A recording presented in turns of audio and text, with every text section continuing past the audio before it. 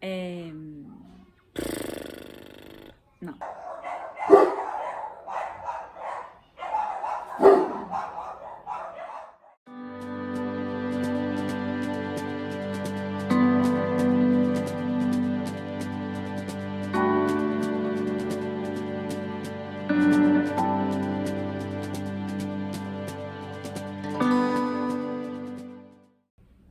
Eu abri esse canal no YouTube, acho que foi em 2010.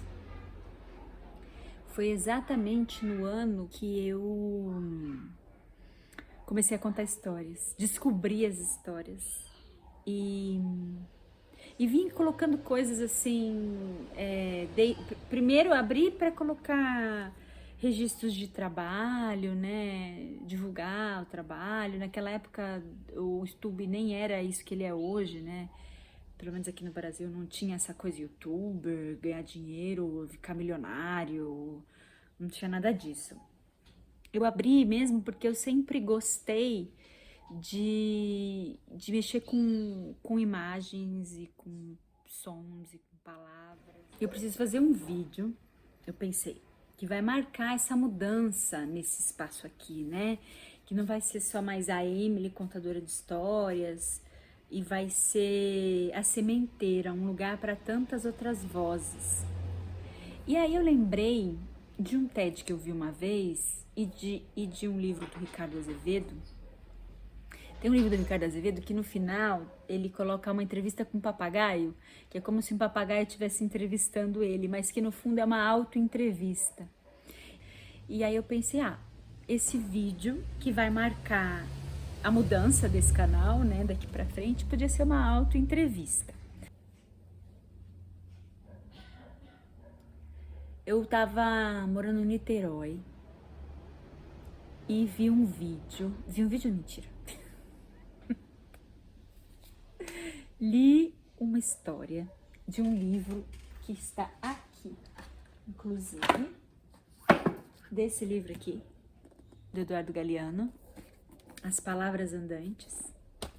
E quando eu terminei de ler, eu disse, eu preciso contar essa história. Eu nunca tinha sentido isso, nunca. E aí, eu assim, já tinha até me aventurado uma vez numa ONG que me chamaram para contar histórias e tal, mas eu não sabia que existia todo um mundo, festivais e contadores de histórias e tudo.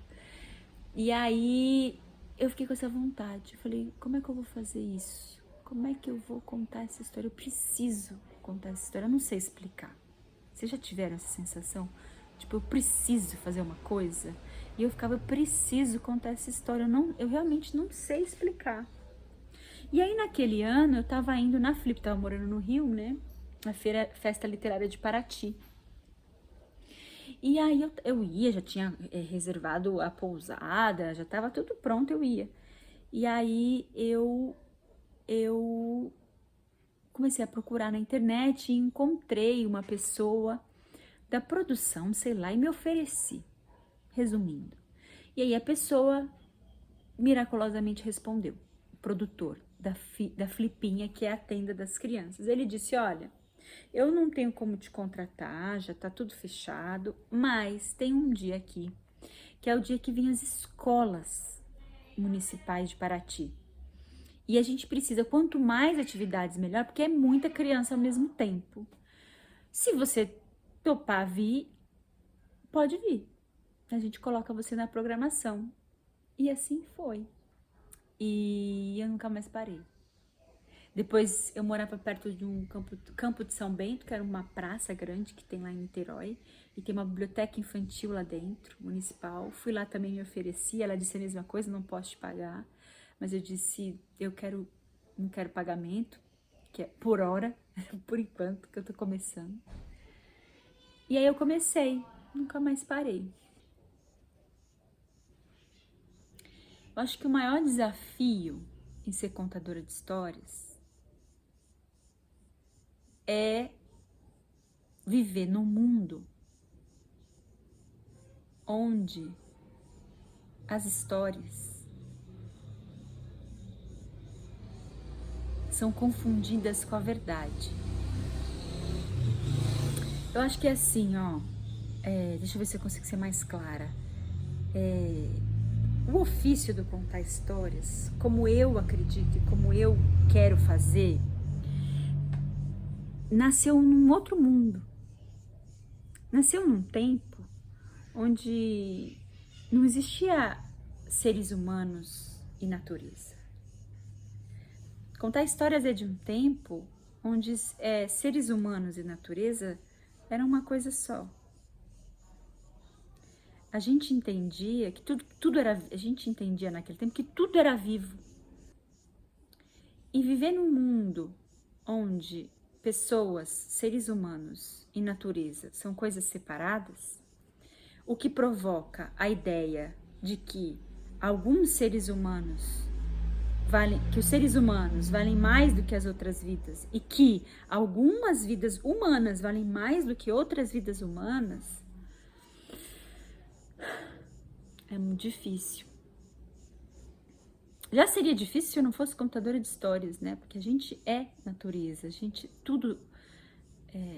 a gente faz parte de uma vida só, de um organismo só. E já seria difícil, mas sendo contadora de histórias fica mais difícil.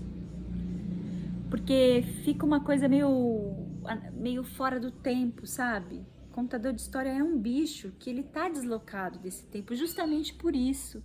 Porque o nosso ofício é um ofício que nasceu de outro tempo, de outra cultura.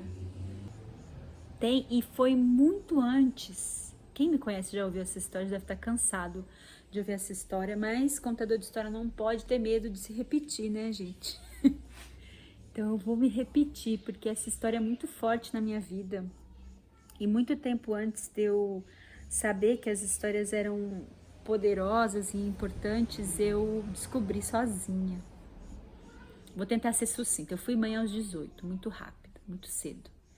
Tinha o sonho de ser atriz, viajar pelo mundo, mas não rolou. Engravidei e tive a minha filha, que hoje está com 20 anos. Acabou de fazer 20 anos, dia 1º de fevereiro de 2021. E depois que ela nasceu, ser mãe é difícil, né, gente? Nesse mundo, ser mãe é difícil. Ser mãe não é difícil, assim, por natureza, por regra. Nesse mundo, ser mãe é difícil. E aí, só chorava, dia e noite, só chorava. E aí, um dia, eu não lembro se ela já tinha feito 1 ano, né? Tava muito difícil pra mim, a coisa do corpo, que mudou muito. Parece que ela nasceu, eu envelheci, sei lá, 10 anos. E eu tinha só 18 anos. Nessa época eu já tinha 19. E aí um dia, eu triste, chorando, assim, me veio um raio na minha cabeça e uma voz me falou assim, você pode escolher. Você pode escolher. Você pode escolher passar o resto da sua vida chorando e pensando, ai, por quê? Eu queria tanto fazer outra coisa, eu queria tanto fazer faculdade, viajar o mundo, nananana. Mesmo porque, né, as histórias que a gente escuta é que mãe, atriz, não combina. Você tem que ser porra louca e ir nas festas e sei lá o que mais. E não dá, com criança não dá. Você já ficou velha. Era essa a história que eu ouvia na minha cabeça. E essa voz me falou, você pode escolher passar o resto da sua vida sofrendo e causando sofrimento para sua filha de alguma maneira, né? Ou você pode entender que agora essa é a sua vida. E você pode tentar viver ela da melhor maneira que você conseguir. E foi isso que eu fiz. Dentro de mim, depois disso, virou uma chave. Eu escolhi a segunda narrativa. Não que tudo ficou fácil depois disso, muito pelo contrário, vieram muitas dificuldades ainda depois, mas alguma coisa mudou dentro de mim. Aí corta, sei lá, quantos anos depois? 12 anos depois, 11 anos depois, eu tava no Boca do Céu, E eu escutei de uma contadora de histórias, agora não me lembro exatamente quem, ela dizendo assim: o modo como você vive a sua vida define o modo como você o jeito que você conta a sua história define o modo como você vive ela e vice-versa. E quando eu escutei essa frase, eu falei: ah, caraca, eu fiz isso. E hoje o meu trabalho com as histórias tem raiz nisso. Todo o meu trabalho, seja como contadora de histórias, como artista, seja como pessoa que estuda e pratica e trabalha com as práticas narrativas, tudo que eu faço tem raiz nisso. Em contar para as pessoas que as histórias e as narrativas, elas são construtoras de mundos, de realidades. Nesses tempos. Olha.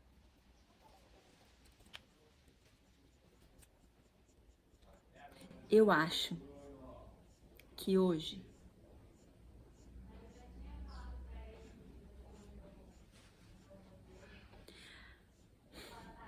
as histórias me convidam a insistir na beleza, no respeito, na dignidade.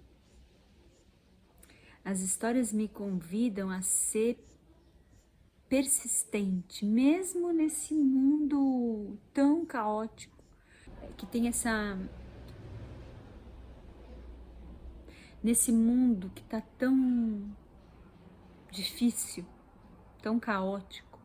Parece que a violência tá tomando conta. Insistir na delicadeza, na beleza, no amor, porque é assim que esse outro mundo vai existir. As histórias me convidam a isso, a ser hoje esse mundo que eu gostaria de ver no futuro.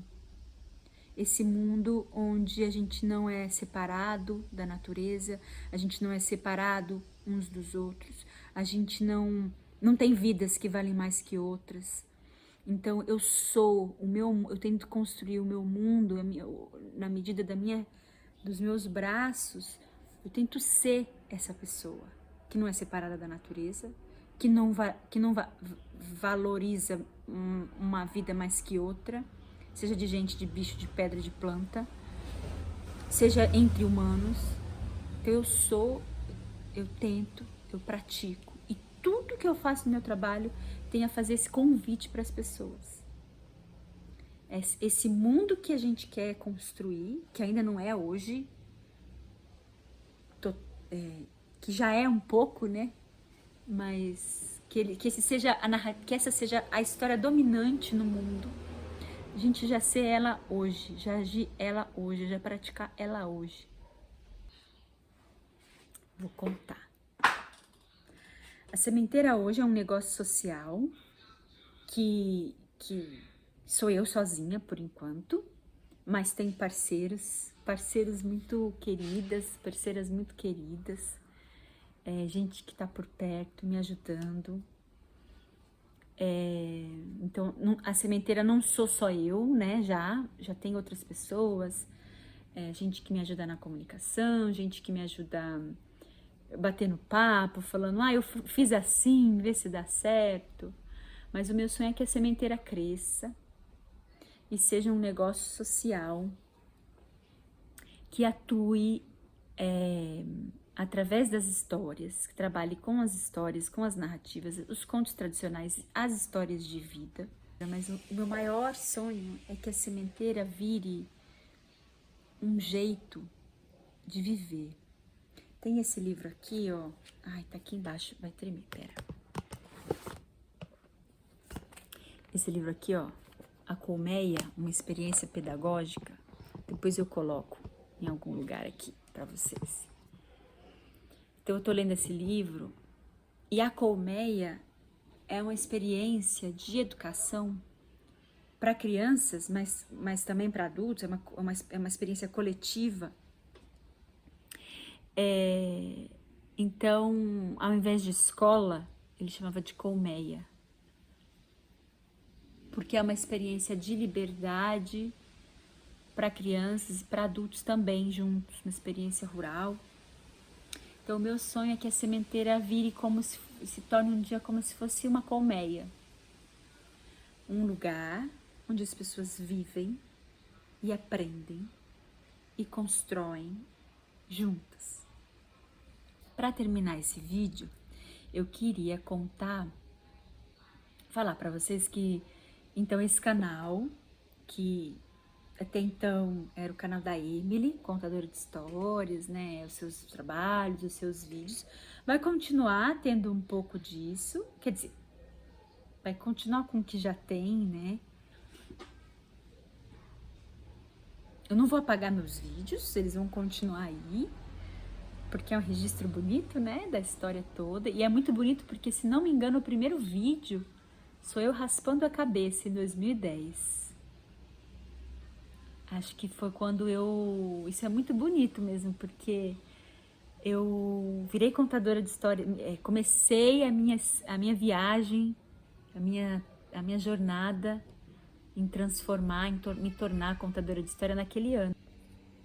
Acho muito simbólico daquele vídeo. Eu lembro que eu falei, não, preciso raspar a cabeça, porque eu tinha passado por uma transformação tão forte, 28 anos, né? Retorno de Saturno. Foi quando eu descobri as histórias. E aí eu precisava muito... Cachorro chacoalhando. Eu precisava muito... traduzir em mim a mudança que eu tinha passado internamente, sabe? E me tornei não, né? Comecei o meu caminho como contadora de histórias. Então vou deixar esse vídeo lá, todos os vídeos que estão até aqui vão ficar. Só que esse vídeo também é para dizer que não vai ser só mais o canal da Emily, contadora de histórias. Vai ser um canal da sementeira. E a sementeira ainda sou só eu, mas não sou só eu. Não sei se dá para entender. Já tem outras pessoas que chegaram, pessoas que fizeram as oficinas, pessoas que estão fazendo as mentorias. Logo mais esse ano, nosso primeiro programa social, em parceria com uma organização para mulheres, para mães adolescentes, cuidarem da própria história, enfim. Tem os eventos que a gente quer fazer, a Noite dos Vagalumes, que é uma noite de histórias de vida.